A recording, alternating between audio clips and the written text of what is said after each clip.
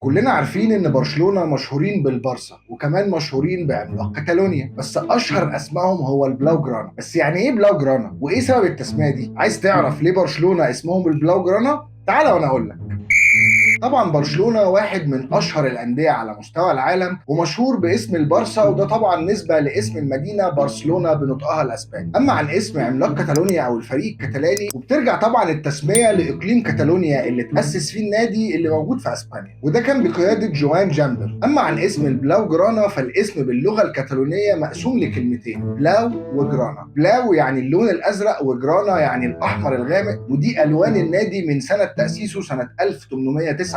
وزي ما قلت لكم مفيش حاجه اتغيرت في الوان الفريق غير الشورت، فبداوا بشورت ابيض قعدوا بيه 10 سنين وبعد كده غيروه للاسود، وفي بدايه العشرينات غيروه للون الازرق ومستمر لغايه النهارده. وبس يا هندسه، ودي كانت سبب تسميه برشلونه بالبلاو جرانا. لو عايزيني